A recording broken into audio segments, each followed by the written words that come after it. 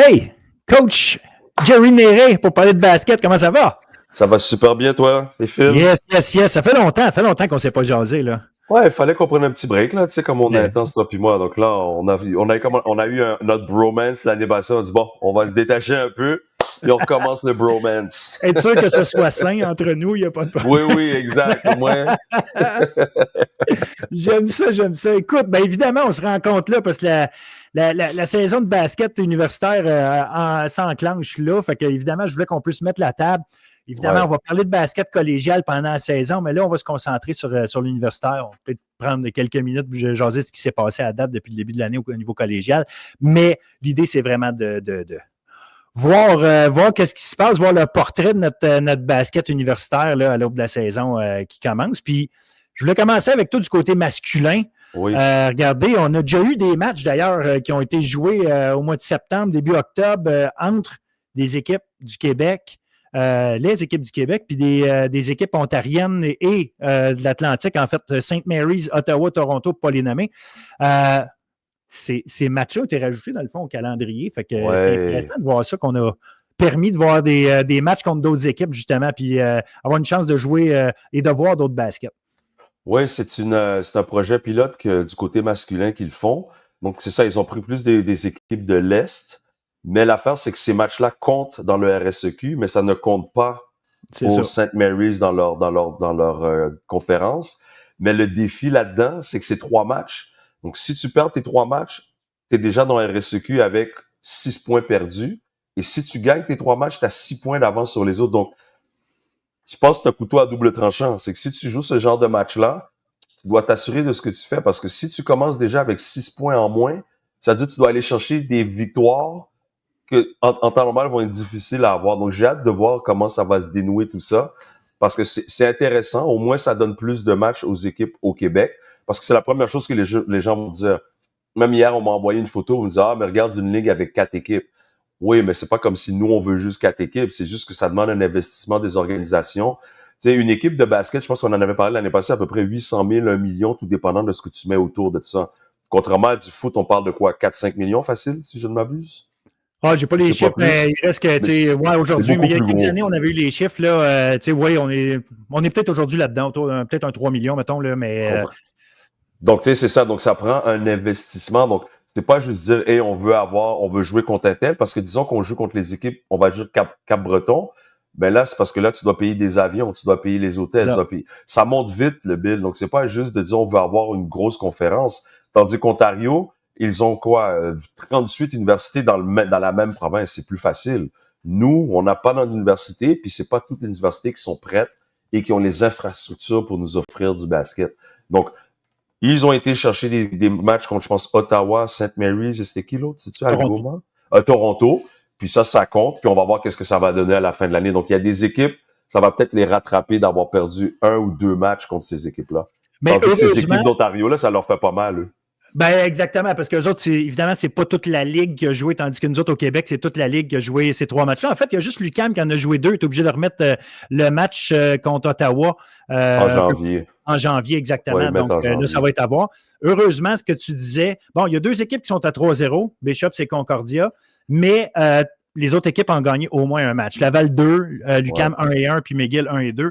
Ce qui fait que il n'y a personne qui a 0, mais quand même, comme tu dis, il y a au moins 4 points là, qui s'est créé là, de différence, notamment entre McGill qui a joué ses 3 matchs, puis Bishop et Concordia. Fait que c'est du rattrapage à faire, comme tu dis, en partant. Exact. Donc, McGill doit s'arranger pour aller arracher des victoires à Bishop et à Concordia pour que ça lui fasse moins mal. Donc, c'est tout ça que j'ai hâte de voir qu'on va parler à la fin de l'année. C'est quoi leur opinion là-dessus. Mais c'est sûr que c'est le fun d'avoir 3 matchs de plus et d'avoir une saison de 19 matchs au lieu de 16. Exact. Non, c'est ça.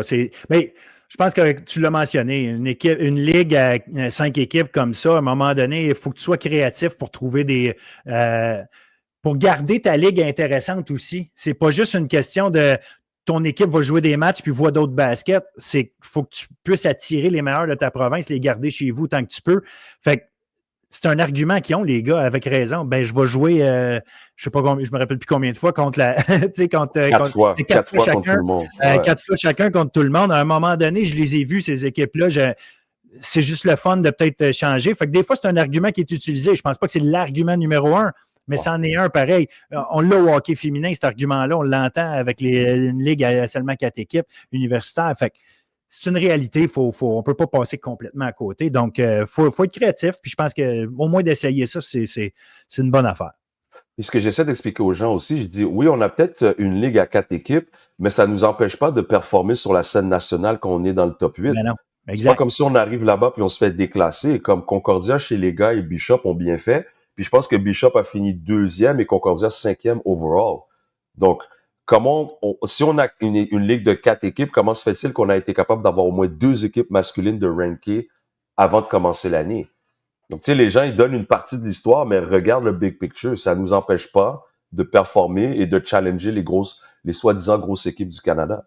Ah, puis il y a 2 ans, Laval a gagné le championnat contre toute attente, mais ils l'ont gagné Et pareil. voilà, ils l'ont gagné pareil. Puis du côté féminin, Laval est toujours là en train de challenger les autres équipes, comme on paraît pas mal, là. Mais c'est ça, c'est le fameux narratif qui est véhiculé, nourri, mais les gens font pas leur devoir pour marquer que, oui, c'est vrai que tu vas jouer pendant 4 ans, 16 fois contre la même équipe, mais c'est pas ça qui va t'empêcher de bien paraître sur la scène nationale. Tu sais, maintenant, avec la nouvelle règle U-Sports, tu sais, la nouvelle règle U-Sports, elle aide aussi, c'est-à-dire un jeune, avec tout ce qui se passe avec les NIL, ben, tu peux passer 2 ans ici, te former, puis avant ta 3e année, tu peux aller jouer à NCAA D1. Il n'y a rien qui t'empêche maintenant, là. T'as pas besoin de t'asseoir si tu transfères avant ta 3e année. Donc, tu sais, j'espère que dans notre ligue, les gens vont comprendre que maintenant, le U-Sports peut être une passerelle pour ceux qui veulent absolument aller aux États-Unis, parce que tu peux faire 2 ans avec nous puis partir. Si c'est la philosophie du programme, bien sûr. Il y a moyen maintenant d'utiliser notre ligue à meilleur escient. Exact. Puis, tu sais, on l'a vu avec Ismaël Diouf il y a 2 ans qui était parti. Ça, c'est un bel exemple. Puis l'autre chose, c'est, on le voit dans plein de sports aussi, c'est que les fameux portails de transfert font en sorte que les joueurs, les joueuses qui arrivent directement du high school ne sont pas nécessairement recrutés par les gros programmes parce qu'eux autres, ils vont chercher, évidemment, la crème de la crème. Fait que si quelqu'un arrive du high school puis c'est la superstar, ils vont le prendre. Mais autrement, on va aller fouiller avec des gens qui ont un peu plus d'expérience pour combler. Puis si tu en vas prendre ton expérience dans le U-Sport, c'est très valable. Là. Donc, regarde, la preuve, c'est qu'il y a des gars justement qui l'ont fait, il y a des filles qui le font, des filles qui parlent du collégial, là, qui s'en vont jouer dans universitaire, puis qu'ils jouent dans des petits programmes universitaires dans NCAA pour pouvoir faire le saut. Ben, tu peux peut-être passer 1 an ou 2 de plus au Québec, puis tu vas avoir accès. Ils viennent déjà te regarder au Québec. Là. Les meilleurs des meilleurs, ils sont déjà vus. Exactement. Puis quand t'es bon, on va venir te chercher. Puis comme tu l'as bien dit, maintenant, ce qui se passe, mais moi, je pensais que les coachs allaient le nommer d'ici 1 an, 2 ans, mais ils le disent déjà. Comme là, en ce moment, on demande aux joueurs d'aller dans les junior college parce que là, ce qui arrive, puisqu'il y a plus vraiment de one and done, si on parlait de one and done off air tantôt, Oui. ça n'existe plus parce que maintenant, ils font plus d'argent à l'université, puis ils peuvent faire 5 à 8 ans universitaires versus aller pro, parce que ta carrière dure 2 ou 3 ans. Donc, pourquoi aller faire des millions 2-3 ans quand je peux déjà me ramasser de l'argent un 5 à 8 ans universitaire? Puis là, tu as vu, il y a même du monde de la G-League. Il y en a qui sortent de semi-pro, qui retournent universitaire. Donc, qu'est-ce que ça fait? La ligue vieillit. Donc, au lieu d'avoir une ligue de la moyenne d'âge à 18 ans, ben, elle est à 21-22. Donc, même si tu es bon à 18 ans, l'aspect physique du match et l'expérience, tu pourras pas jouer. Donc, mieux vaut que tu ailles junior college ou rester en université ici, puis que tu arrives mature, parce que maintenant, la fenêtre pour les jeunes de partir à 18-19 ans, je suis désolé, elle est presque plus là. À part, c'est un phénomène. Exactement. Puis tu sais, c'est important. C'est sûr que ça amène, puis ça, la discussion peut amener là aussi, c'est que c'est un effet pervers. C'est que c'est rendu que c'est des ligues pro. La ligue de la NCAA, Ouais. c'est une ligue professionnelle.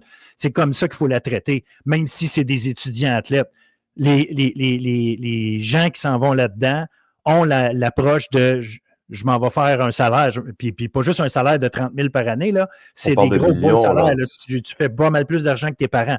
Juste à jouer au basket alors que tu as 18 ans, puis tu es supposé être étudiant.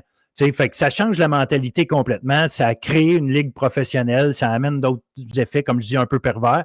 Mais ça a du bon, du mauvais. Là. Faut pas je le vois pas comme ça. C'est juste qu'il y a un ballon qui est à un autre niveau maintenant, qui se passe ailleurs et qui fait justement qu'une ligue comme U-Sport devient une ligue de tremplin alors qu'avant, ça n'en était pas une. Il fallait que tu sortes. C'était déjà le collégial, c'était ton tremplin ou les prep schools ou les petits programmes universitaires.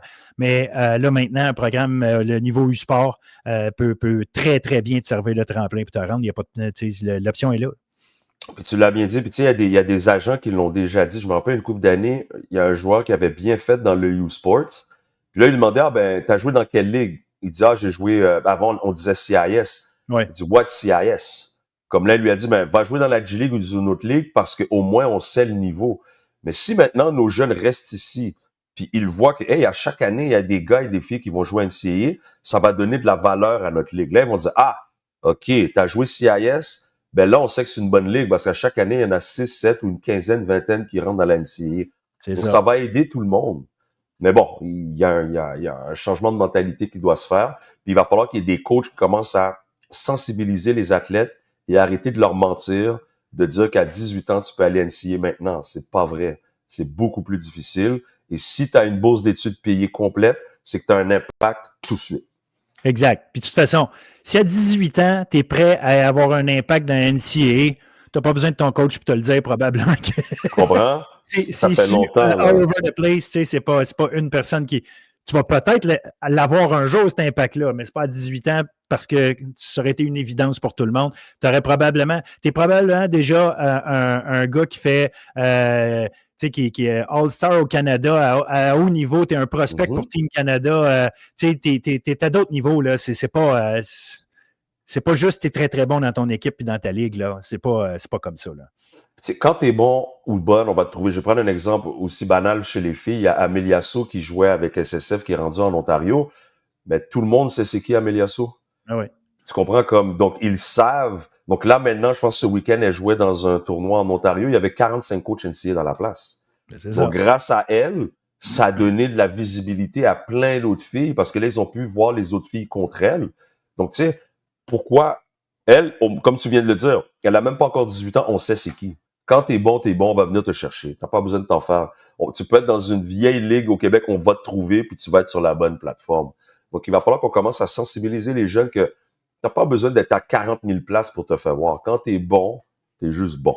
On va te trouver. Exact.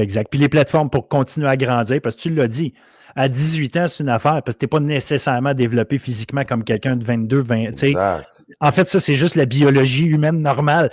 Tu as des freaks qui, à 16 ans, ils ont de l'air d'un monsieur de 30 ans, qu'est-ce que tu veux que je fasse? mais ça, c'est un cas, puis en fait, je ne suis pas sûr que c'est cool quand tu es rendu à 60, tu as de l'air de 80, mais ça, c'est une autre affaire. Mais la réalité, c'est correct, c'est un freak, tu sais. Mais arrêtons de penser que c'est normal, tu sais. En fait, ce qui est normal, c'est qu'entre 18 et 21, 22, tu continues de te développer, puis à 25 ans aussi, tu sais. Fait que, bref, il faut être franc dans tout ça, puis c'est pas de... Parce que l'inverse est aussi vrai. Ceux qui reçoivent ce message-là doivent comprendre. Ceux qui te disent ça sont pas en train de te freiner. Sont en train de te faire comprendre que c'est... Fais-le comme il faut.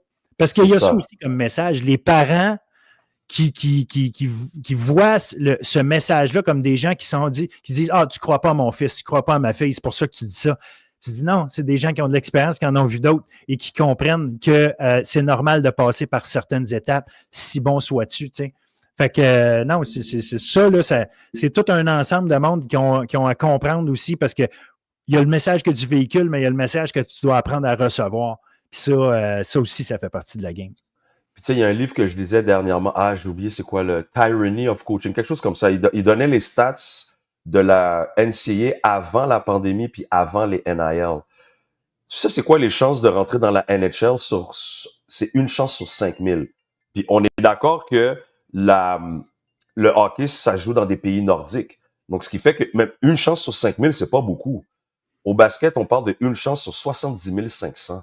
Tu comprends? Donc, à un moment donné, il faut être réaliste. C'est comme, c'est quoi les chances que tu arrives à faire la ligue? Et si tu veux la faire, ben, il faut que tu sois conscient de ces faits-là. Puis c'est pas comme tu as dit, c'est pas pour faire peur puis dire comme ils disent les jeunes, on hate. C'est pas ça. Tu dois être prudent, tu dois être conscient de la réalité. C'est-à-dire, qu'est-ce qu'on fait des 70 499 autres? Qu'est-ce qu'on fait avec eux? Parce qu'il y en a un seulement qui va le faire ou il y en a une qui va le faire. Mais on peut-tu faire de bons citoyens avec eux? On peut-tu leur donner des bonnes valeurs de vie? Puis comme quand ils vont avoir leur boss, leur famille, ben ils vont être des bons chefs de famille, des bons chefs d'entreprise. que d'arriver de leur mentir que, ah ben oui, tu vas réussir à faire la... Regarde, les chances sont contre toi. À ce qui paraît, tu as plus de chances de gagner à la loto que de faire la ligue. Ben, tu sais, c'est tellement des... Ça, c'est tellement des bons points. Puis encore une fois, c'est ça. C'est que il y a d'autres choses. Il y a un processus. 1 sur 70 500, c'est pas, justement, c'est pas de la loto, c'est pas un coup de luck. C'est parce que c'est celui ou celle qui a travaillé le plus fort, combiné avec un talent qui est inné, combiné avec une attitude de ne pas lâcher quand ça va mal puis que ça fait mal. Tout ça, puis en plus combiné avec un peu de chance qui est je ne me blesse pas. Et entre autres. On a tout mis ça ensemble. C'est ça qui fait le 1 ou 1 sur 70 500. Donc, es-tu prêt à donner tout ça puis savoir que ça se peut que tu finisses 2 puis 3e des 70 500 et malgré que tu as tout ça ensemble, tu ne l'aies pas fait. Fait qu'il faut que tu sois prêt aussi mentalement à dealer avec. Fait que c'est correct de croire à toi. C'est parfait. Il faut que tu crois à toi. Il faut. Mais les gens qui les encadrent, qui les entourent, il faut que tu gardes le focus sur la bonne affaire, pas sur la finalité. Sur tout ce que ça va prendre pour y arriver. Puis si ça arrive, ça va arriver parce que tu vas avoir fait ce qu'il fallait entre-temps, tu vas avoir été accompagné de la bonne façon entre-temps, puis tu vas avoir eu des bouts difficiles entre-temps, puis tu vas les avoir surmontés. Tout ça, ça fait partie de la game, puis que le chemin, il n'est pas juste sois bon, puis dis à tout le monde « Hey, I believe in myself more than you ». Non, c'est Jean-Pascal, le boxeur, qui disait « Vouloir gagner », il dit « c'est pas ça qui fait de toi un champion ». Tout le monde veut gagner. J'ai jamais vu quelqu'un qui est rentré dans le ring et s'est dit, moi, je m'en fous. Non, tu veux gagner. Exact. Mais c'est pas celui qui veut gagner. C'est celui qui est prêt à faire les efforts, les sacrifices puis le travail pour arriver à se donner une chance de gagner, qui va peut-être gagner. Une fois que tu as compris ça puis tu travailles de même, tu fais, wow, puis là, on parle de Jean-Pascal, une élite de l'élite de son époque dans son sport. Fait que, comprenez ça, gang. C'est ça l'histoire aussi. Là. Ils savent, ces gens-là, pour comment ils ont fait pour se rendre là. Il n'y a personne qui se rend au plus haut niveau qui va te parler du fait qu'il s'est rendu là parce qu'il avait plus de talent que les autres. C'est pas ça qu'il va te dire. Il va toujours parler des efforts et des sacrifices qui ont été faits par lui et par son entourage. Toujours. Toujours. Puis comme tu l'as dit, c'est tes intangibles. Comment tu agis avec ton coach, comment tu agis avec tes coéquipiers, comment tu agis quand la défaite. C'est tout, on regarde tout ton non-verbal, tout comment tu approches le match. Donc, même si, que ce soit au hockey ou au football, tu es la star de l'équipe, mais si tu as un cancer dans le vestiaire, on en connaît plein de talents là qui ont été nulle part, puis qui sont meilleurs que ce qu'on voit dans le hockey, au football ou au basket, but à cause qu'ils n'avaient pas la bonne attitude, ils n'avaient pas la bonne approche, mais ils n'ont pas fait la ligue. On en connaît plein là qui sont recyclés coach, arbitre ou bien dans des ligues de garage, juste à cause de ça. Il faut qu'on arrête de mentir aux jeunes. Puis moi là-dessus, je suis une licorne, comme c'est pas pour péter la bulle des gens, mais je dis est-ce qu'on peut arrêter de leur mentir? Comme dites-leur la vérité, puis eux vont faire leur choix. Mais ça me fait mal de voir des jeunes qui sont dans les 20-30 ans, puis qui disent ah mais on m'a menti, si avoir su, mon coach si. Il y en a qui ont plein de gangrènes contre les coachs parce qu'on leur a menti. Et quand la réalité les a frappés, mais qu'est-ce qui arrive? T'as pas remarqué l'année passée combien de jeunes qu'on avait dans le portal du Québec? C'est pas normal, ça. On était surreprésentés dans le portal. Ben, il y a un problème dans le discours, là. Que ce soit gars comme filles, ils ont tous changé de programme parce que, moi, c'est pas ce que j'aime, ben, moi, je vais aller ailleurs. Mais c'est pas de la persévérance, ça. Ça fait pas de sens, là. Non, puis ça, c'est un point majeur. Puis l'autre affaire aussi, c'est que des fois, et souvent, je vois plus que des fois, souvent, tu écoutes le discours qui fait ton affaire.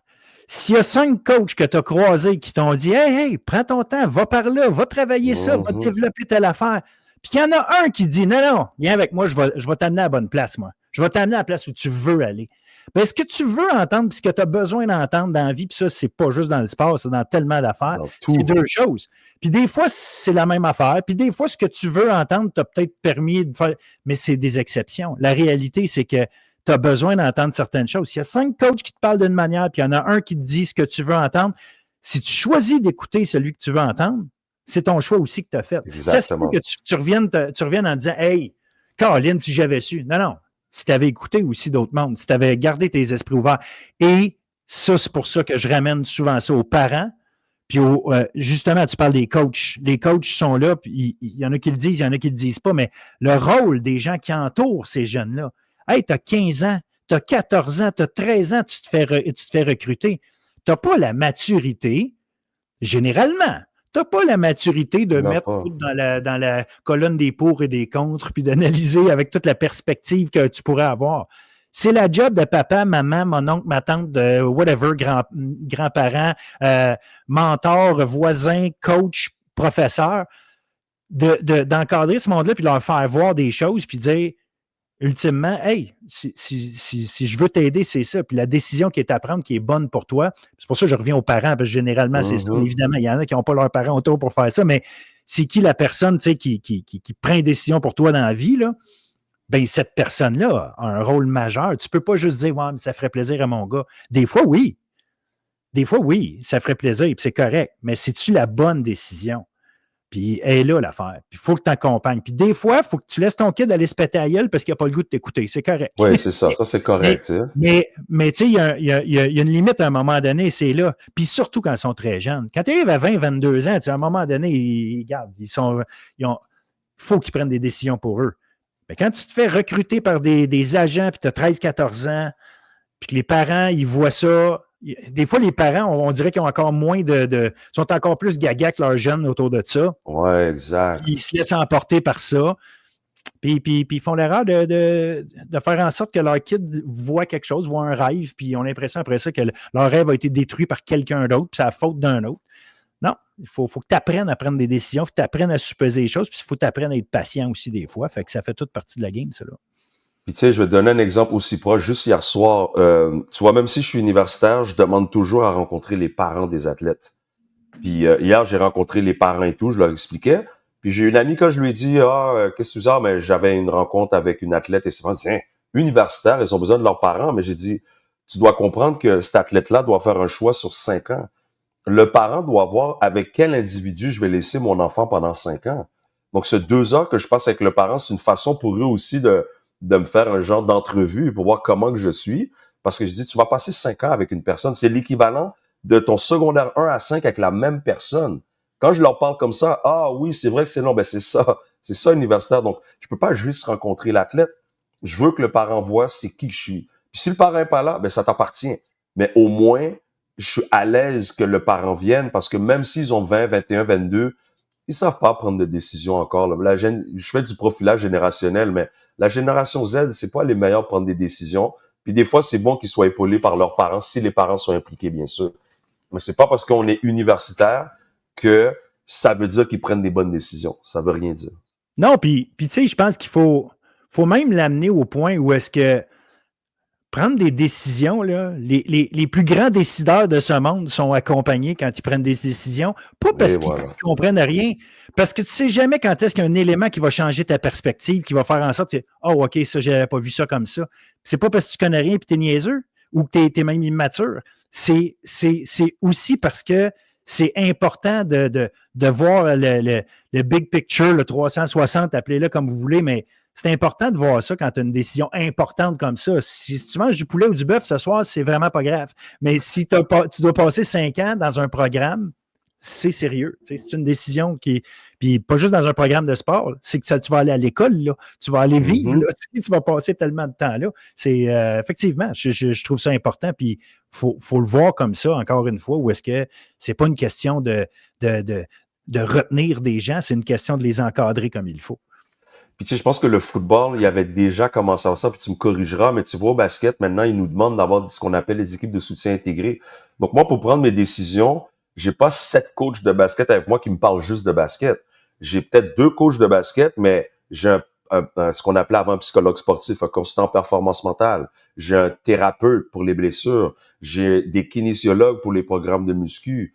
Donc, j'ai tout ce monde-là autour de moi pour me permettre de prendre des décisions. Donc, quand quelqu'un se blesse, c'est pas moi qui va avec mon œil de médecin à $2 pour dire, ah ben non, tu peux pratiquer quand même. Quand les filles reviennent, ben, le thérapeute va me dire, ah ben telle personne peut jouer 15 minutes, tu l'as fait jouer 20 minutes, il faut faire attention. Donc là, je peux prendre des décisions plus réfléchies et j'ai pas juste des coachs de basket qui vont me dire, ah non, non, il faut pousser la jeune parce que on doit gagner la game. Non, j'ai du monde de différentes sphères qui m'aident. Donc, tu as raison, ça prend tout un... Comme on disait avant dans le proverbe africain, ça prend un village pour éduquer quelqu'un, mais c'est la même chose au sein d'une équipe. Ça peut pas juste être un aspect du sport qu'on parle. Il faut regarder l'athlète dans son tout. C'est un être humain à la fin de la journée. Mais Absolument, ses absolument. performances peuvent être affectées si mentalement il n'est pas là. Exact. Exactement. Hey, écoute, c'est une introduction pour la saison de haut niveau là, qu'on s'est donné. Là. C'est ça qu'il fallait Ouais. qu'on prenne un break, toi puis moi, là, pour commencer le bromance. Là. En fait, c'est le monde là, qui reçoit ça, qui fait comment? Il était peut-être pas obligé de prendre un si long break, ça va être tant de choses à sortir. Hey, mais on va en avoir d'autres des comme ça, c'est sûr et certain. Ouais. Néanmoins, si on ne veut pas garder tout le monde en ligne pendant 4 heures de temps, on va parler de nos équipes de basket. On va embarquer là-dedans. Fait que j'ai embarqué sur le masculin, évidemment. On a mentionné qu'il y avait des équipes là, qui avaient joué des matchs. Mais je veux revenir avec toi aussi pour voir, au-delà des, comme je disais tantôt, Bishops qui a gagné ses 3 matchs, Concordia a gagé ses 3 matchs, Laval 2-1, UQAM 1-1, McGill 1-2. Mais de voir, c'est quoi les changements qu'on a eus dans les équipes? Qu'est-ce qu'il faut s'attendre? Parce que l'an passé, Bishops, Concordia étaient au top. Puis, bon, ils ont l'air d'être partis pour l'être encore. Mais il y a quand même eu des changements importants du côté de Concordia. Bishops, c'est le 5 partant qui est à peu près le même. Fait que les gros noms sont là. On a rajouté un géant, Owen Mercier, mais il n'y a pas de... Les noms principaux sont tous de retour. Là. Fait que sans ce sens-là, il n'y a pas de gros changement. Il n'y a pas de gros changement. On est dans la continuité, ce qui fait que ça les place quand même comme une équipe assurément qui va se battre pour le top cette année. Tu parles de Bishop, là, hein? Oui, je parle de Bishops. Ouais, parce que Bishop, sont stables, point de vue coaching staff, depuis quelques années. On a vu l'année passée ce qu'ils ont réussi à faire. Et je pense que, j'ai oublié comment il s'appelle le grand, là, le bon joueur. Je pense qu'il devait partir, mais il a décidé de revenir. Charles Robert. Oui, exactement. Donc, quand tu as de l'expérience comme ça, puis comme je te l'avais dit, pour arriver au championnat national, il te faut de la grandeur. Comme au basket, you can't teach height. Et Bishop sont assez grands. Donc, eux, c'est l'équipe la plus mature, avec le plus d'expérience, le plus de stabilité. Concordia, eux aussi sont là, mais il y a eu un changement de coaching. En moins d'1 an, ils sont passés du head coach au assistant à un autre assistant.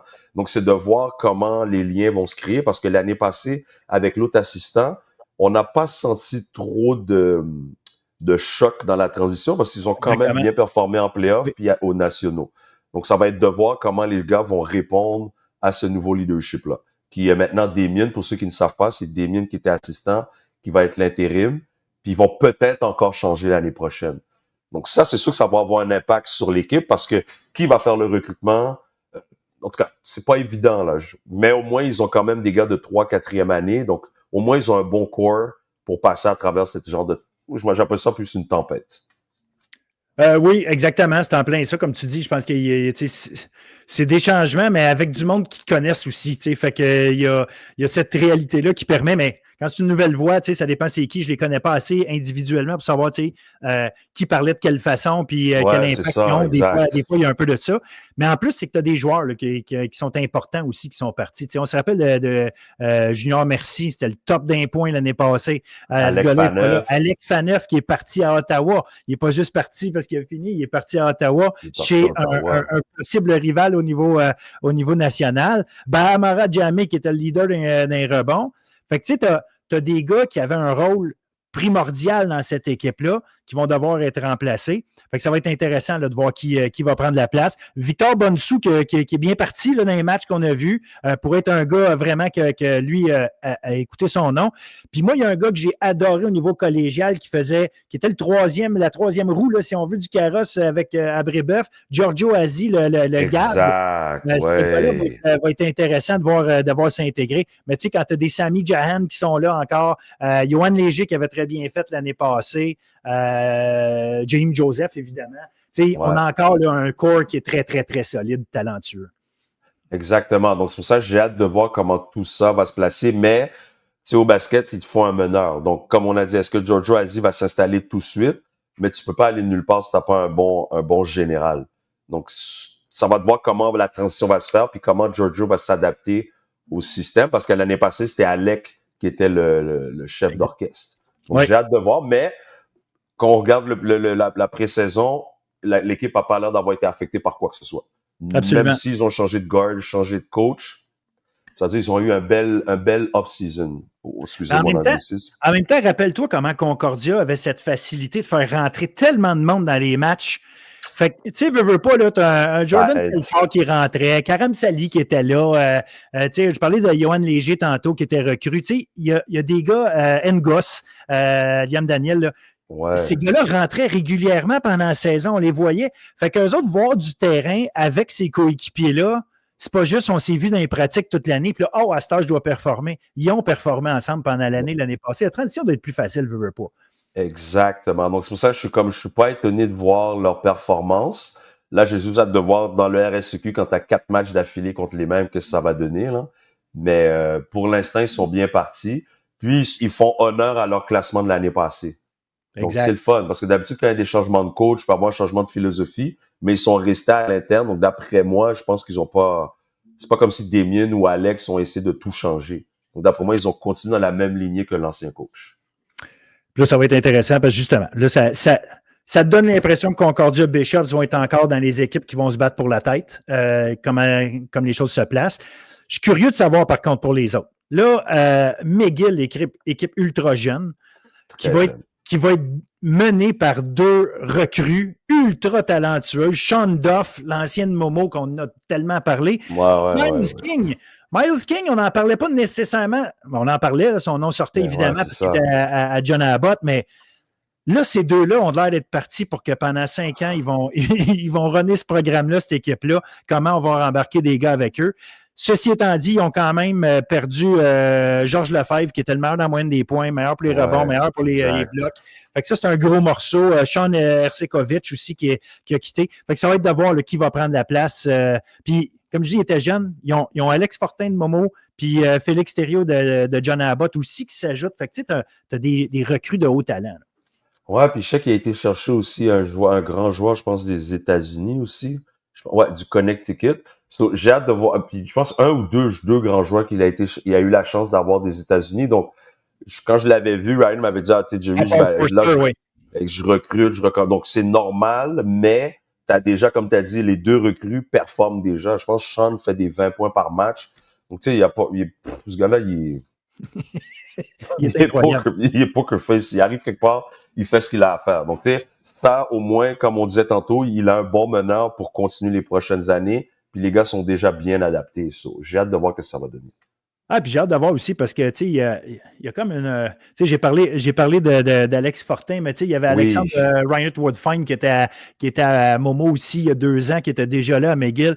Tu sais, est-ce qu'on va être capable de recréer le lien? Noah Sincère aussi c'est qui était à ça. Momo. Est-ce qu'on va être capable de recréer ça? Ou est-ce qu'on a besoin? Parce que comme tu le dis, là, tu arrives à l'universitaire, c'est le haut de la pyramide, fait que tu vas Ouais, chercher d'autres gars. Les gars du Connecticut, comme tu dis, le Paul Forster, je ne le connais pas, mais c'est un gars 6'8". ouais, c'est ça. Isaac Moore, là, un gars de la Pennsylvanie aussi. Fait que tu sais, c'est ça avec une équipe comme McGill. Tu as tout le temps des gars qu'on connaît un peu moins qui arrivent des États-Unis d'ailleurs au Canada. Exact. Puis là, ça va être de voir comment ils vont performer là-dedans. C'est ça, à cause de l'académique, ben c'est sûr qu'il y a des athlètes qui vont prioriser McGill, donc ils ont accès à un autre genre de type de joueur. Mais tu as raison, McGill a quand même 4 joueurs de Momo dans son alignement. Donc déjà, tu as un petit microcosme de chimie entre eux. Puis c'est pas n'importe qui, c'est quand même, comme on l'avait dit, Alex Fortin. Tu vois, je savais pas pour c'est qui l'autre là, Alex Renard Woodfine, là. C'est vrai, il était là depuis l'année passée. T'as Shandoff puis t'as Noah Sincère. Donc, c'est de voir qu'est-ce que ça va donner. Mais c'est des gars qui ont joué ensemble. Exact, exact. Fait que ça aide à créer cette chimie-là que tu as besoin de créer justement au basket qui. Ouais, Tu ne peux pas te permettre non plus de. Tu sais, oui, la saison elle prend le temps qu'elle prend, mais en même temps, tu peux pas en échapper trop. Et aussi, il y a 4 équipes sur 5 qui font les playoffs, oui, mais tu veux pas te battre pour la dernière place. Tu veux non. t'assurer le plus vite possible d'être dans le game. Tu sais, donc, il va y avoir de ça. Là. Mais le plus gros avantage de RSEQ, je le dis tout le temps, t'as 4 chances sur 5 de faire les playoffs. Donc, t'as 80% de chances de faire les playoffs. Donc, il suffit que tu gagnes des matchs stratégiques, t'es en demi-finale automatique. Donc, d'un autre côté, un gros avantage, c'est que si tu veux faire les playoffs, c'est pas si tough que ça. Faut que tu gagnes les games, mais t'as quand même 80% de chances de faire les playoffs. Là. C'est une équipe sur 5 qui fait pas les playoffs. Exact. Non, ça, les maths sont dans un sens puis sont dans l'autre, effectivement. Là, fait que c'est sûr, tu as 4 chances sur 5, mais comme je dis, tu sais, si tu joues plus lousse à l'hiver où est-ce que tu es capable de placer Mhm. des affaires, organiser des choses, permettre à un gars ou deux de se reposer s'il y a de quoi, ça change la donne versus Non, moi, j'étais en mode playoff à partir de janvier parce que je suis constamment en train de me battre pour essayer d'avoir la 4e place. C'est ça. Ça change la donne aussi. Puis, tu sais, fait que c'est probablement ça. C'est pour ce sens-là que je dis que créer la chimie, il faut que tu fasses ça quand même assez vite.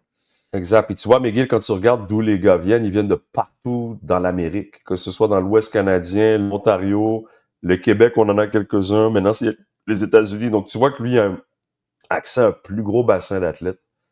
Donc, Exact, faut exact. pas compter McGill out pour une coupe d'années, là, comme. Il a accès à des bons joueurs. Puis on parle de Ryan Thorne aussi, donc c'est pas, il est habitué de rouler sa bosse, là. Oui, oui, je suis pas inquiète de ce côté-là. Ça, c'est pas l'aspect où est-ce qu'il y a des points d'interrogation. Yes, on a. Fait que là, on a parlé de Concordia, McGill, Bishop. Je m'en vais à Laval. Oui. Laval qui a un bon début quand même, qui est allé chercher 2 victoires. Mais Ouais. je parlais de joueurs arrivés, de joueurs qui ont quitté. Steve Joseph, qui a été ton meneur depuis quelques années, qui est plus là. William Mwanza, qui était là. Fabrice Il est plus Bertium, là. Brandon Maniana, Ousmane Diawara, qui est parti pour l'UQAM. Lucam. Tu sais, c'est une équipe Laval où est-ce qu'on arrive à faire rouler pas mal de joueurs à Laval. Puis là, tu as des gars qui étaient dans cette rotation-là, là, beaucoup les gars que j'ai nommés. Joseph était vraiment ton pilier, mais les autres, c'était beaucoup dans cette rotation-là Ouais. qui n'y sont plus. Fait que ça va changer la donne. On va avoir une nouvelle équipe, là, un nouveau visage à Laval. Angel Pierre-François qui arrive d'Édouard Montpetit, un gars que j'ai bien aimé, Édouard Montpetit, pendant ces années-là. Lui, il arrive là. Uriel Kader-Endome de Champlain-Saint-Lambert, un autre gars à Exact. surveiller. Kali Amadou-Tiam de Hansik. Tu sais, fait qu'on a des recrues de haut talent. Puis, ne pas oublier Thierry Chibola qui jouait pour Brock. Qui s'en vient jouer à Laval, puis d'ailleurs qui a attiré son frère Chris là, en même temps. Fait que tu sais, tu as des joueurs intéressants, là, très intéressants qui arrivent, mais c'est un nouveau visage.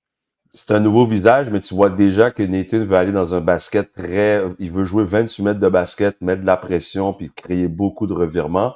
Puis il y a aussi une recrue internationale, Shakib Sedoub aussi, qui est là, Oui. qui a un bon début d'année, puis personne ne le connaît, puis il va falloir le surveiller parce que ça fait quand même, 1 an, 2 ans qu'il est au Canada, et c'est un bon athlète, puis il joue dans des hauts niveaux dans son pays. Donc, tu sais, comme tu as dit, tu as les frères Chibola qui sont là, t'as Kali aussi, c'est un autre gars, comme je me rappelle quand il a joué en SIC, les gars l'ont vu dans un parc en train de s'entraîner, ils l'ont recruté, puis boum. Donc, tu sais, lui, c'est une histoire vraiment spéciale. Donc, c'est une équipe, tu vois où ce que Nathan veut s'en aller avec son équipe, là. Ils vont être Exact. très agressifs, malgré qu'ils ont perdu les Willem, Steve. Je pense même que Steve est dans le coaching staff, si je ne m'abuse. Je pense l'avoir vu Ça sur se le peut. banc.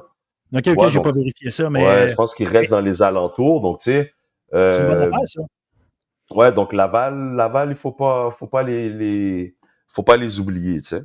Non, vraiment pas, surtout avec le départ qu'on vient de voir, mais c'est ça. C'est d'arriver à placer les choses, contrairement à une équipe comme Bishops qui a une continuité claire. Ben là, Laval, c'est une équipe où il y a beaucoup de changements. L'UQAM, maintenant, je termine avec eux.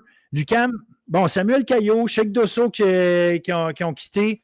Mais là, je parlais d'Ousmane Diawara qui est Ouais, parti de Laval qui s'en vient. Jean Guerdy aussi, un nouveau, là, ça, c'est une armoire à glace là, de 6-8, les ouais, épaules bien larges, va avoir un rôle à jouer.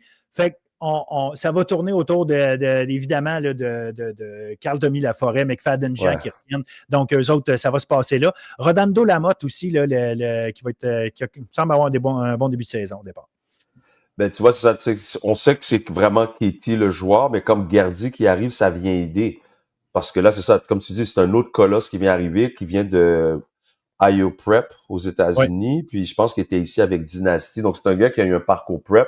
Donc, il a de l'expérience, puis c'est un gars qui va avoir de l'impact tout de suite dans cette équipe-là. Oui, t'as Katie, puis t'as McFadden qui fait sa dernière année. Donc, tu sais, c'est l'année de McFadden, Katie. Puis j'ai hâte de voir comment va être le recrutement après, mais comme ils ont un bon corps pour se battre avec les autres, mais Laval et UQAM sont quand même les équipes qui ont une victoire des 3 matchs oui. qu'ils ont eu. Donc, je pense que UQAM a la chance. Il faut qu'ils aillent chercher le deuxième match contre le Ottawa au mois de janvier pour pas que ça leur fasse trop mal, parce que ça peut avoir une grosse différence, parce que comme on l'a vu, Bishop Concordia vont être tough, McGill est jeune, Nathan a rebâti son équipe, puis UQAM est là. Donc, je pense qu'on va avoir la même chose qu'on avait dans le collégial masculin l'année passée. Je pense qu'on va avoir la même chose cette année. Tout le monde va se ressembler. Je pense pas qu'il va vraiment avoir une équipe qui est pas bonne puis une équipe qui est bonne. Ça va tous se jouer dans le milieu, là. Exact. Puis, tu sais, là, on a nommé ces gars-là, mais il y a un Yakovakis Hilaire qui est bien Hilaire, parti c'est aussi, un ça, gars de exact. deuxième année. Puis, Steven Beljour-Diaz aussi, qui est un gars qui a vraiment, vraiment shiné quand il était au niveau collégial. Fait que c'est peut-être son temps là, de prendre encore plus de place dans le jeu du CAM. Fait que, tu sais, on a encore énormément de talent du CAM. Ah oui, Énormément il de y a talent. encore du talent. Puis puisque c'est une équipe qui est pas jeune, mais comme les plus vieux s'en vont, maintenant le défi, ça va être le leadership. Qui va être le boss dans le vestiaire, tu sais? Qui va regarder les gars groupés. Puis s'ils arrivent à gérer ça, tu sais, UQAM va devoir être dans la conversation aussi. Mais c'est à Absolument. eux maintenant de savoir qui va remplacer les Eli de ce monde, qui va remplacer les Daddy de ce monde, qui va remplacer les gens, j'en oublie, là. Tu sais, donc j'ai hâte de voir comment ça va aller. Vraiment, vraiment, vraiment. Fait que ça va être intéressant. Tu l'as dit, moi, en tout cas, de la façon dont je vois les choses, le McGill est encore jeune, fait que peut-être que c'est l'équipe qui a le plus de points d'interrogation. Même s'il y a eu des changements importants à Laval, on voit tout de suite le talent qui est là. Ouais. Laval puis l'UQAM, ça va être une belle bataille là, de voir.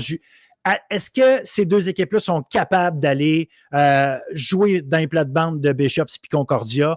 Ça va être à voir. Concordia, les changements sont quand même grands. Oui, le talent est là, puis on Mhm. l'a vu, vraiment, sont capables de bien faire former. Mais peut-être que Concordia, justement, peut être une équipe rattrapable pour ces deux autres formations-là. Moi, je vois Bishops comme clairement favori, mais bon, il faut jouer au basket. Là. Il Je les faut vois jouer au comme basket, clairement c'est ça. favoris à cause de la continuité, à cause que tout le monde est de retour. Exactement. Puis l'avantage que UQAM et Laval ont, c'est que quand tu regardes leur personnel, les joueurs qu'ils ont, c'est le genre d'équipe qui est capable d'aller chercher comme 15-20 possessions de plus juste à cause des revirements puis de la transition. Donc, juste à cause de ça, même si on va dire ils shootent pas aussi bien que les autres parce qu'ils ont moins d'expérience, mais si une équipe a 65 possessions puis eux, ils vont toujours chercher 80, ben mathématiquement parlant, ils se donnent une chance. Donc, à cause de leur style de basket, tu peux jamais penser que tu vas battre UQAM et Laval 4 games d'affilée. Parce qu'il y a eux, leur modus operandi, c'est jouer en défense, créer des revirements, marquer, et c'est pas juste jouer dans le demi-terrain comme certaines équipes. Exact, exact. Fait que ça va être très intéressant à suivre. On switch du côté féminin. L'an passé, Laval a dominé pas mal toute l'année, mais au final, Bishop s'est allé les chercher. Mhm. Euh, je ne sais pas comment tu vois ça. Moi, Bishops, il faut le mentionner, le Victoria Ghana qui, elle, est partie. Fait que c'est la joueuse numéro 1 de cette équipe-là. On a encore un paquet de bonnes joueuses là, quand même Oui, qui sont oui, là, oui, les oui. Lafleur à Champagne. On a encore du talent. Puis on a rajouté une Fania Désir là, qui était une très, très Exact. bonne joueuse qu'on est allé rajouter là. Comment vois-tu Bishops cette année?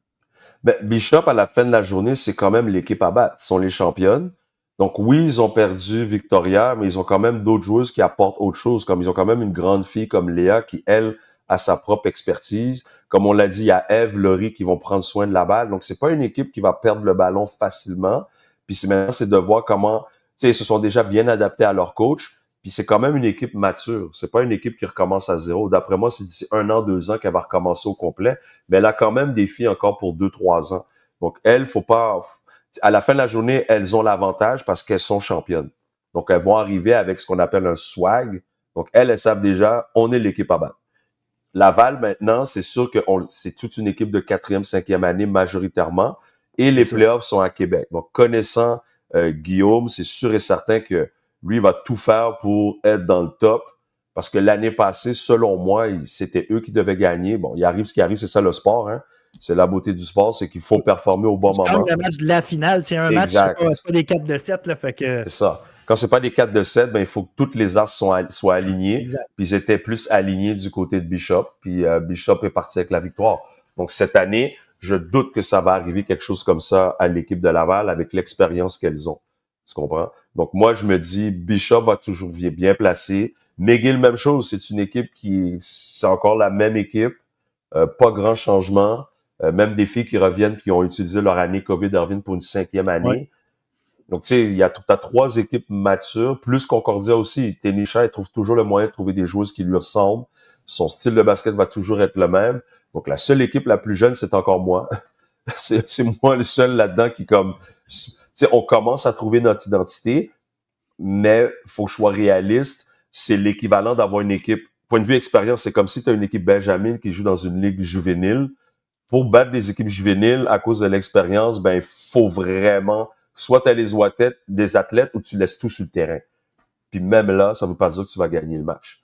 Donc, quand tu es conscient de ça, moi, je suis réaliste. Comme, oui, j'ai des joueuses et tout, mais j'ai le manque d'expérience de Laval, Bishop, Concordia et McGill. Puis quand tu regardes, tu sais, du côté, ben, je vais commencer avec ton équipe justement à l'UQAM, Ouais. tu sais, quand tu regardes comment ça se passe, tu sais, bon, Marie Bettel, tu sais, c'est une chose, là, elle n'est pas là. Exact.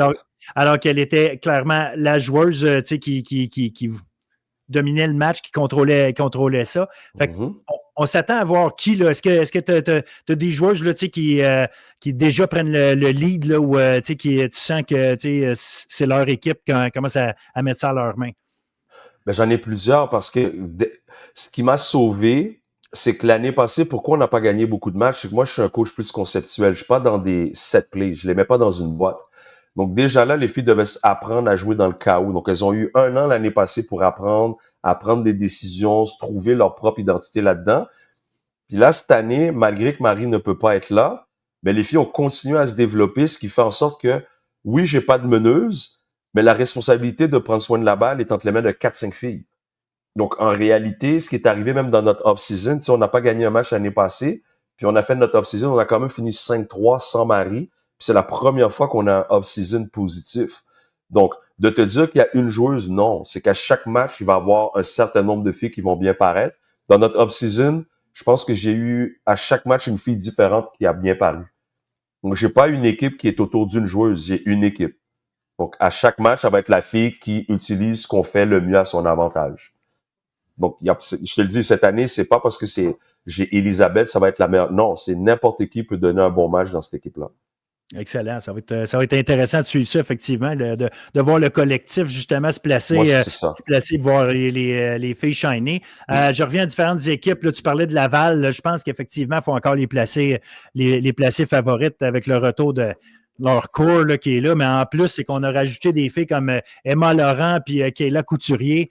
Tu sais, franchement, des filles qui ont des belles carrières collégiales. Donc, Exact. fait encore là, ce fameux recrutement où tu t'injectes tout le temps des nouvelles joueuses. Puis je me suis laissé dire à quel point c'était facile pour les recrues de rentrer là-dedans et de se Ben sentir membre. oui.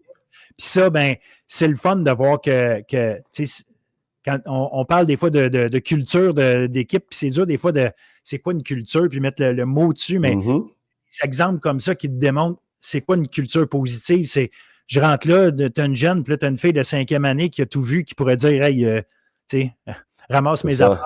ça. Ouais, c'est ça. Sur le terrain, j'aurai des conversations avec toi là, en attendant, tu sais, mais c'est pas ça. On est déjà des coéquipières, des chums. Ce que tu fais de bon, c'est bon pour moi, puis tu sais, vice-versa. Fait que ça, tu sais, ça dépasse le coaching à un moment donné.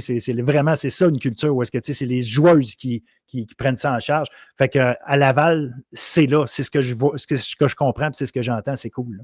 Ouais, puis tu vois que Guillaume a mis beaucoup d'accent sur la culture de son équipe, puis ce qui fait que aussi, lui, sa maison est déjà bâtie, son royaume est fait. Donc, il n'y a pas besoin de parler beaucoup. C'est comme, regarde les années quand je suis arrivé et maintenant, tu sais, on n'est pas meilleur que ses résultats dans la vie. Versus moi, je vends un rêve. On n'a pas de maison vraiment faite. Donc, c'est comme, si tu viens avec moi, il faut que tu y crois. Parce que j'ai pas une maison, j'ai pas le royaume déjà construit, tu comprends? Donc là, c'est comme, OK, il faut que je te vende un rêve. Donc, quand tu as ta culture, tu as les résultats qui suivent et qui sont en lien avec ta culture, ben oui, c'est facile de recruter les Emmanuel Laurent qui étaient dominantes à Momo, tu as Kayla Couturier qui était dominante aussi à Saint-Jean. Donc, c'est pas difficile parce que tu sais, OK, je regarde les filles sont heureuses, bon, on va continuer. Donc, même s'il recommence l'année prochaine, il va partir mieux que beaucoup de nous dans la ligue parce qu'en partant, il va avoir accès au premier tiers d'athlètes de notre ligue ou au Canada. Exactement. Je finis avec un petit mot sur Concordia, veux pas. Yasmine Gassimi qui fait un retour qui fait un retour là, puis qui décide de porter couleur de Concordia après avoir porté celle de l'UQAM. De l'UQAM. On est-tu content pour elle? On aurait aimé l'avoir chez nous. comment ça s'est passé? Ben, j'imagine que tu es Oh content pour non, tout elle, le temps mais content pour les athlètes parce que, tu sais, quand moi j'avais eu le poste, je l'avais rappelé pour qu'elle vienne avec nous. ouais. Puis l'année qu'elle était là, il fallait qu'elle, tu sais, puisqu'elle retournait à l'université, il fallait qu'elle ait ses 8 cours. Puis après, à un moment donné, elle travaillait et tout, elle a dit, tu sais quoi, où est-ce que tu t'en vas et tout, c'était pas le bon temps pour moi, tu comprends? Donc là, elle avait quitté pendant 1 an, puis là, elle a décidé de revenir, puis elle a choisi Concordia. Puis même quand je la vois dans les gyms et tout, on se salue, on se parle, comme il n'y a pas Oui. d'animosité, c'est comme tu fais le choix qui est meilleur pour toi. Puis il n'y a rien de mal à ça, là. Non, absolument. Puis, tu sais, évidemment, je le dis en blague, je me doutais bien que tu n'allais pas avoir Ouais, d'animosité. moi, C'est non, plus pour vraiment pas, là. le gars de basket qui aime avoir des bonnes joueuses, tu sais. Puis, Ah Yasmine ouais, ouais, Gosselin, ouais, ouais. si je le mentionne, c'est parce qu'on le sait que c'est une excellente joueuse, une excellente meneuse. Fait que en fait, c'est surtout intéressant pour Concordia de voir tu sais, une joueuse comme ça s'ajouter à ce groupe-là. Exactement. Puis il y a beaucoup de filles qui transfèrent de programme à programme dans le RSEQ. Donc, si tu commences à le prendre personnel, ben, t'es pas à la bonne place, là. Tu sais. Non, T'es pas à la absolument. bonne place. Vraiment, vraiment. Fait que belle saison à venir au basket universitaire. Je pense qu'on a mis la table de ce côté-là. Ouais. Je bifurque vite du côté collégial, là, juste pour qu'on se fasse une idée de ce qui se passe jusqu'à maintenant. Il y a 3 matchs qui ont été joués. Au niveau, là, je suis du côté masculin. Ouais. Intéressant. Sherbrooke, gros départ. 252 points pour 199 contre, 3 victoires, aucune défaite. Fait que ça, c'est intéressant de voir déjà les volontaires. Puis tu sais, des grosses victoires là, contre Thetford, John Abbott et surtout Les Brébeuf. bœufs. Brébeuf, 92-84 en fin de semaine dernière. Donc, intéressant. C'est pas des victoires contre des équipes nécessairement de bas Ça. de classement. Là, on est allé chercher Brébeuf. On est pour vrai à Sherbrooke cette année. Ouais, puis tu sais, c'est drôle, c'est Sherbrooke, mais j'allais dire, tu sais, maintenant je réalise, mais c'est l'équivalent de Bishop. C'est comme, c'est une équipe de quatrième, cinquième. Mais c'est des équipes, ben, pas quatrième, cinquième, c'est tous des vétérans. Si tu te rappelles, l'année passée, ils ont chauffé tout le monde. Juste Oui. qu'ils perdaient des matchs, tu sais. Mais là, cette année, toute son équipe est mature. Je sais pas si tu les as vus, les gars. Je sais pas qu'est-ce qu'ils font en muscu. Ils sont pas petits, là. Tu sais, ils sont grands, sont gros, puis je sais que le coach Pierre-Luc, il aime ça avoir de grands joueurs. Il aime développer les late bloomers. Donc, tu vois, lui, son équipe a bloom au bon moment. Donc, ils vont être, puis en plus, ils ont je sais pas si c'est Trottier, leur point guard, mais c'est une des équipes qui a le meilleur ratio de turnover et assist. Donc, tu vois qu'ils jouent ensemble et ils prennent soin du ballon. Donc, quand tu as un bon meneur au basket, ça change beaucoup la game. Non, absolument. Tu sais, c'est ça. Ben, c'est Guillaume Saint-Pierre, c'est pas sûr, c'est de lui que tu parles? Non, je pense qu'il y a un Non, c'est pas Trottier en Menard ce Saint-Pierre. moment qui paraît bien, ouais. Bref, ben, Guillaume Saint-Pierre, de toute façon, l'année passée avait été excellent. Puis je pense Ouais, qu'il ouais, ouais, c'est est ça. parti pour l'être encore. Donc, ça va être à surveiller. Il y a Sainte-Foy aussi qui ont 3 victoires, aucune défaite. Sainte-Foy a battu Hunsick. Ensuite, Champlain-Saint-Lambert, puis en prolongation, Outaouais en fin de semaine. Donc, intéressant de ce bord-là. Sherbrooke-Sainte-Foy 3-0. Mhm. Hunsick 2-1. Brébeuf, on l'a parlé, la défaite contre Ouais. Sherbrooke sont 2-1. Vanier 2-1. Dawson 2-1. Montmorency 2-1. Champlain-Saint-Lambert 2-1. C'est Puis, comme l'année passée.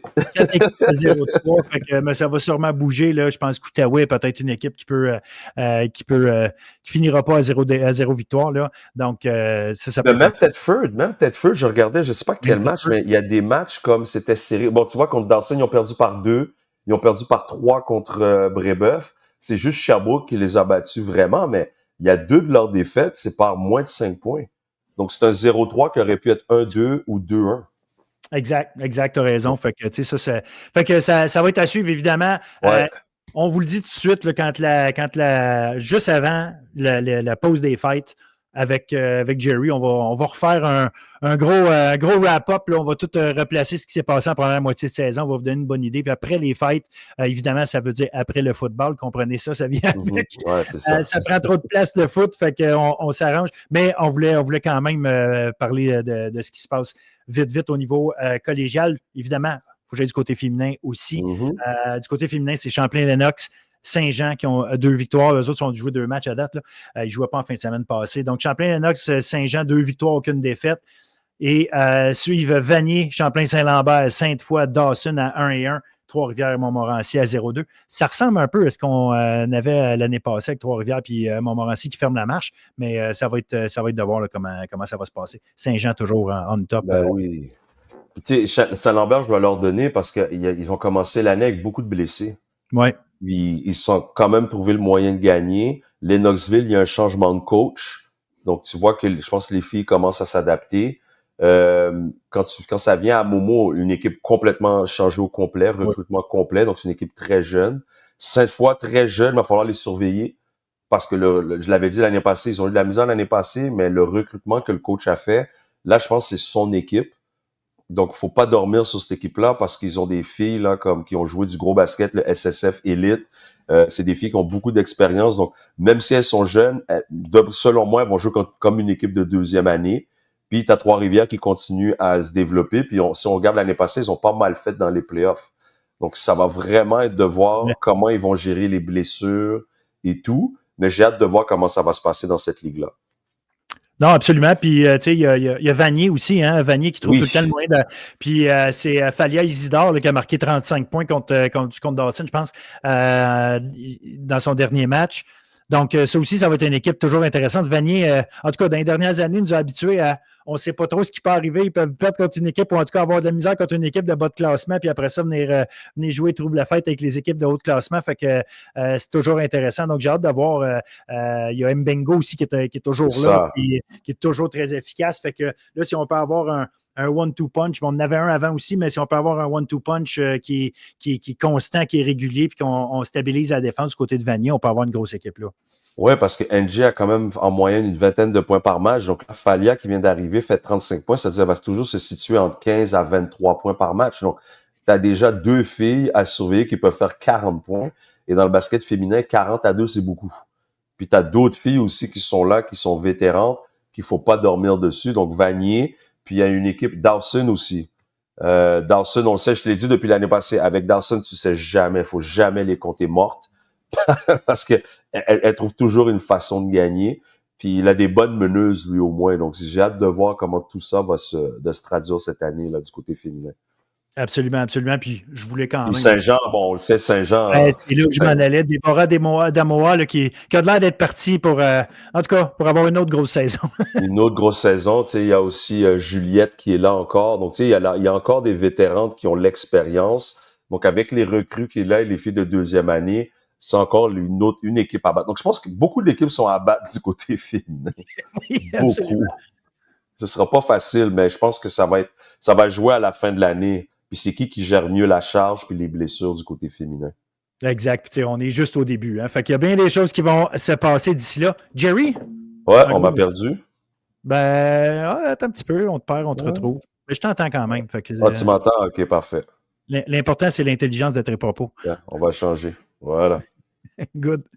Fait que j'allais justement te dire un gros merci pour ce travail de mise de la table. Puis, ça fait plaisir. Nous reste qu'à manger, puis après ça, se dire qu'est-ce qu'on a pensé de l'entrée dans quelques semaines. Parfait, mais ça fait plaisir d'avoir retrouvé notre petit bromance. Là. Ça faisait longtemps. Là. Il y a ça, je te fais un gros hug là, de bromance. Moi, c'est un câlin virtuel. Avec grand plaisir. À très bientôt, coach, puis on se reparle, puis garde bon basket à toi. Bonne saison à la prochaine. avec ta gang. Bye.